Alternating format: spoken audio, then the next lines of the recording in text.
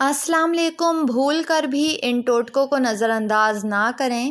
جسم پر سرسوں کے تیل کی مالش کرنے سے گیس کی بیماری ختم ہو جاتی ہے۔ ننگے پاؤں چلنے سے آپ کے پاؤں کے تلوے بہت سخت ہو سکتے ہیں۔ دودھ سوڈا گرمی کا نہیں بلکہ ہڈیوں کا توڑ ہے۔ یہ دودھ کولڈ ڈرنک اور چینی کے مکسچر سے تیار کیا جاتا ہے۔ جسم کے اندر جا کر ہڈیوں میں کیلشیم ختم کرتا ہے۔ ہڈیاں بھربھری ہونے لگتی ہیں اور کمزور پڑ جاتی ہیں۔ کھیرے اور لیموں کا رس ملا کر چہرے پر لگانے سے چہرے کی جلد صاف ہو جاتی ہے۔ ہری مرچ کی چٹنی بنا کر کھانے سے چہرے کی جھریاں ختم ہو جاتی ہیں۔ بھرے پیٹ سیب کھانے سے قبض میں مبتلا ہو سکتے ہیں۔ پانی میں ہلدی شامل کر کے پینے سے پیٹ کی صفائی ہو جاتی ہے۔ دودھ میں شہد ملا کر پینے سے بوڑھے ہونے پر ہڈیاں مضبوط رہتی ہیں، کمزور نہیں پڑتی۔ روزانہ نہار منہ 1 گلاس پانی پینے سے انسان کا دماغ تیز رہتا ہے۔ جو روزانہ دہی کا استعمال کرتا ہو اس کو کبھی پیشاب کا انفیکشن نہیں ہوتا۔ ابلے ہوئے چاول کھانے سے گرمی نہیں لگتی۔ نہار منہ خالی پیٹ جان بوجھ کر کھانسنے سے چھاتی کا بلغم صاف ہو جاتا ہے۔ رات کے وقت شہد میں ساگودانہ ڈبو کر کھانے سے طاقت بڑھتی ہے۔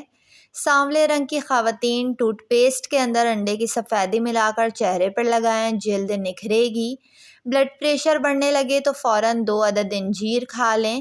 2 عدد انجیر کے دانے کھانے سے بلڈ پریشر نارمل ہو جائے گا۔ جو شخص پیٹ کے بل سوتا ہے وہ جلد بوڑھا ہوگا۔ شوگر کے مریضوں کے لیے کھیرا بہت زیادہ فائدہ مند ہے۔ کھانے کے ساتھ کھیرے کا استعمال لازمی کریں۔ ہری مرچ سانس کی تکلیف سے بچاتی ہے، جسم میں خون کو جمنے نہیں دیتی۔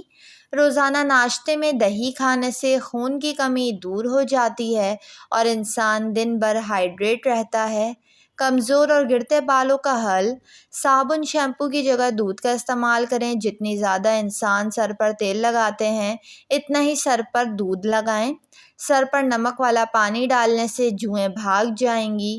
لیموں جگر کو صاف کرنے میں مفید ہے اور فائدہ مند بھی۔ اگر پیشاب کا انفیکشن ہو جائے تو روزانہ فالسے کا جوس پی لیں، فائدہ ہوگا۔